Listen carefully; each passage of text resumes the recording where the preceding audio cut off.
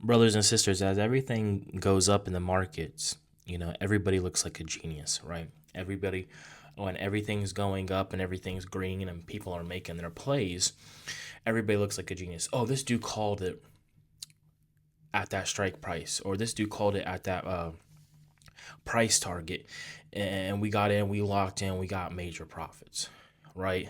I mean, I've called stuff plenty of times, and I have been right plenty of times. If you guys don't believe me, go check my YouTube channel and go check my long form content. We have been right plenty of times. The goal is not to always be right, although yes, it's a blessing, to be right about, this or that. And our goal is not to move fast. Fast money, it's great. You feel that euphoria when it comes, but our goal is not to move fast in the markets. Our goal is to move correctly in the markets. And so, saying that, when we are coming out here, guys, and we're reaching all time highs, like what we're seeing in, SPY as right now, you know, the Dow as in right now, and the QQQ, you're seeing these ETFs have all time highs. And, we go look at stocks like Nebius or Palantir, Amazon, Meta, these stocks are near their all time highs. You got to come out here and realize that, can they still pump? Yeah, they can still go up a little bit more, don't get me wrong, but the high likelihood of a pullback is more certain than another rip. And when I mean by a rip, another 30, 40, 50%. Um, so the high likelihood of a pullback happening is, a lot higher than, keep on ripping like what we have been in the markets. Year to date, myself, guys, we are at, 77%, my past year, 213%. So, and I mean, past 3 months, we're at almost 15%, and I'm just saying, yeah, we've been ripping. Okay. But there's three things that I like to do to prepare for that pullback, for that correction, because, I've seen it so many times, guys, over and over again, that people buy, their puts when the market's already tanking. No, you should have bought your puts when the markets are at all-time highs. People are buying calls, right, when the markets and stocks are at certain all-time highs. No, you should be buying your calls when the market has tanked. You know what I'm saying? And so the cycles, now, granted, yeah, I just made a call on HIMS, a few weeks ago. And I made a quick $500, just on that one trade, 18% trade right there for me, right? But, HIMS had that pullback. And so I just did a basic technical analysis on that pullback, right? Um, but we got to sit here and be smart about how we move. We want to move fast. That's what people tell you. We want to move fast. We want that fast money, Kane. And the goal in the overall markets is not to move fast, but to move correctly. That's the goal of the overall markets. Not to move fast, but to move correctly. Now, with that being said, okay, Kane, how can I move correctly in a downturn? And I know this video is like, oh, damn, why are you talking about this, Kane, when we're in an all-time high bull market? Well, because the inevitable is going to happen. It is best to be prepared at all-time highs rather than have no preparation at all and, missing out on the next cycle. So, here's my first three steps to actually capitalize in a downward market. So, first and foremost, guys, the first one's the most important one. If you don't have this, guys, and if you're not actively doing this now already, the other two rules don't matter. The other two rules don't even matter at all. So, the first one, and that's the reason why it's this first one, is because you have to have it. And that is, have a savings just for market crashes. Okay, Kane, what do you mean? Now, there's a few ways that you can get this money, right? But what I'm saying is, you need to put money aside for when market corrections slash crashes happen, right? And if you sat here and you watched my old videos, or the past couple of videos, and we mentioned the VIX, right? And we go to the VIX right here, and we seen, let's go past 5 years, you've seen these huge spike ups. We go to the max, you're seeing these huge spikes up. These are during times of, market uh, peak fear, right? Right now we're kind of close into almost a peak greed. Not super super peak greed, but we're there, guys. Um, so with that being said, you need to have that money pulled back. Now, there's a few ways to have this money pulled back. First and foremost, the best thing to do is if you're working a 9 to 5 or if you're having a business, I use SoFi, guys, for my baking stuff. Um, whatever bank that you use, maybe create a separate savings account. SoFi has vaults. I have a vault where I put money away monthly for a down crash. You know what I'm saying? And guys, I'm gonna be honest with you, I don't add any money to my portfolio. Like my year-to-date gains, guys, have been just strictly from gains. The only time I ever add money into my account is during periods of crashes. You know what I'm saying? Besides that, all these gains that you're seeing is just strictly off of money that I put in a long time ago, and we're just riding off new gains. And you know what I'm saying? So, if you got a business, if you have a 9 to 5, like I do, I got both.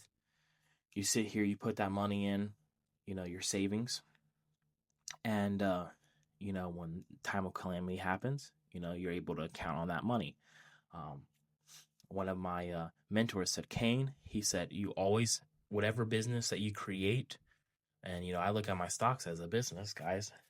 Um, he said, Kane, whatever business you create, he said, always have a secret account for that business. He said, there was a period of time, and it happened during COVID, where some stuff happened. Some people weren't able to pay us. We needed that money.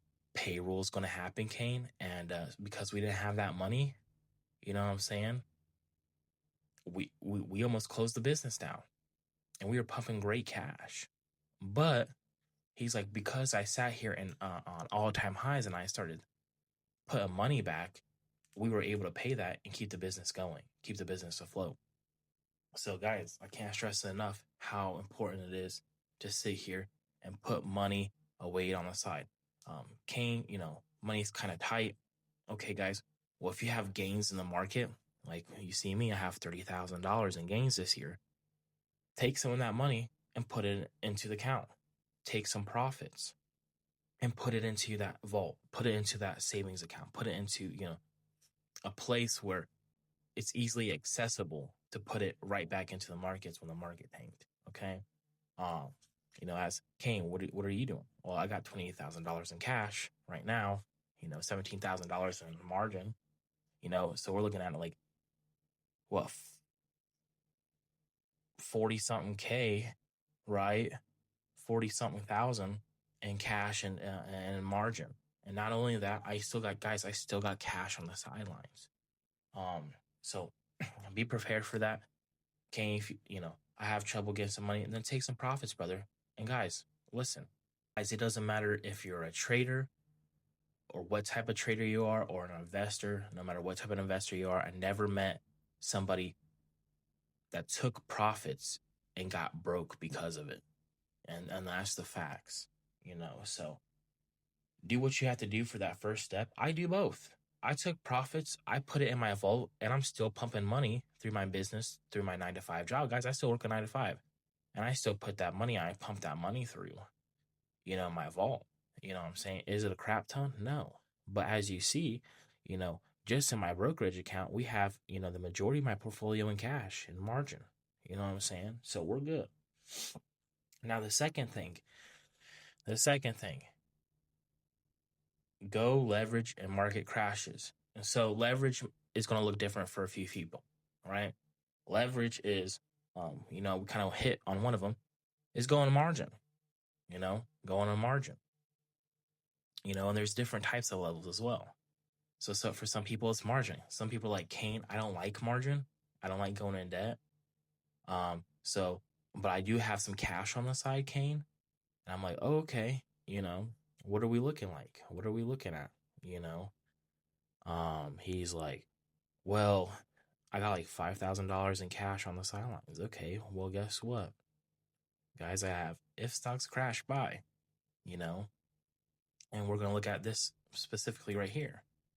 We got UPRO and we got TQQQ. Let's look. Let's look. So, you know what I'm saying? UPRO was riding, and it's a leverage ETF, and it was riding. And then we had that crash, you know, went from, guys, peak of $99 down to $50. You know, that's like, you know, $49? $49 difference. And so if you bought, let's just say you waited and you bought right at, you know, 40% down, you rode that wave all the way back up. You know what I mean? You'd easily, you know, at least come out here with 50%, you know, at least. You know what I'm saying? And so for some people that don't like to use margin, you know, try, you know, and you got cash, try leverage ETF. Buy calls. You know what I'm saying? You can come out here and buy calls on a leverage ETF. Like, King, okay, what am I gonna do? Okay, come out here and buy a call, brother. And so, you know, I know these prices look expensive right now, but when the crash happens, you know, these are gonna be a lot more cheaper. You know what I'm saying? Because everybody's gonna want to be buying puts, you know. So how the puts look like right now, that's how the calls are gonna look like right now. Nobody's buying puts right now because why? Because we're in a bull market. So, you know, that, you know, there's that leverage. How I operate, depending on the size of the crash and, you know, how I'm looking, how I'm feeling, and how my personal life going.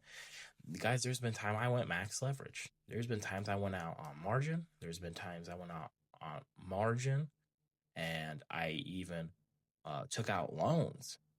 You know what I'm saying, to pump, you know, my stocks.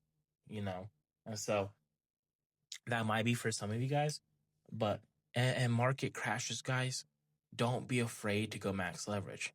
You know what I'm saying? Well, King, what happens if the market never recovers? Well, that would be the least of your worries because you need to worry about food, water, and shelter. So, you know, if the market does go to zero, which one day it will, it's inevitable. You know, getting your money back would be the least of your worries. Okay. So go leverage in a market crash. And number 3 is buy winners, you know. And as you've seen, you know, if stocks crash buy, you know, you see certain stocks, and I say certain stocks, are winners. And they emerge as winners. So Hood is a winner. You know what I'm saying? Nebius is a winner, right? Those stocks are winners. You know what I'm saying? And we had other winners for a long time. Amazon has always been a winner. Google, always been a winner. Meta, always been a winner. Palantir, you know what I'm saying?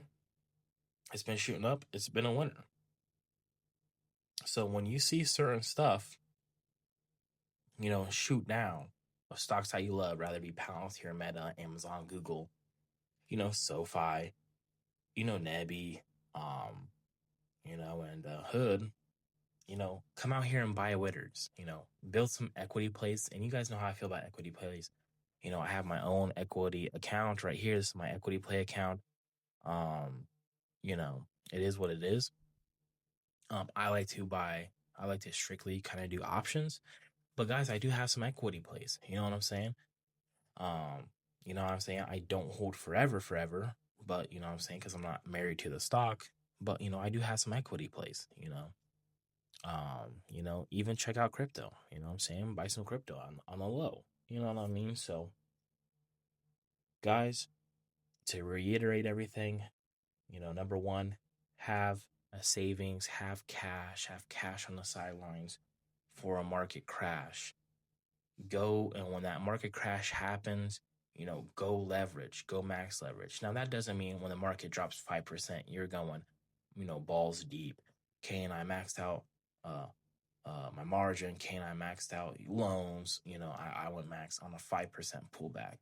No, let's not be stupid, boys. You know, maybe on a 5% pullback, let's say you got 10K, you know, maybe you put $2,000 in. You know what I'm saying? And then, oh, Kane is still dropping. Oh, it's still dropping. Let's say it goes 10%. You put another 2K in. It goes 15. You put another 2K in. You know what I'm saying? You're at, 6K in deep. You got 4K left. Oh, now it's 20% down. You put another 2K in. You know what I'm saying? And you just average down, and you keep on averaging down. And but don't be afraid to put that money on the side. Don't be afraid to go leverage, and you know what I'm saying, buy winners, boys. I mean, the market crashes is what actually scales the portfolio. You know what I'm saying? I know people say, oh, during the bull runs, yeah, the bull runs are great, right? Don't get me wrong, the bull runs are fantastic. But when you really scale your portfolios is you got to get them cheap prices in. You make money during the buy, never the sell. You know what I'm saying? So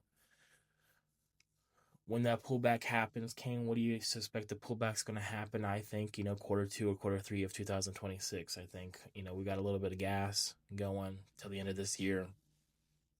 I think we might peak of quarter one next year. And then quarter two or quarter three, we're going to start seeing a pullback.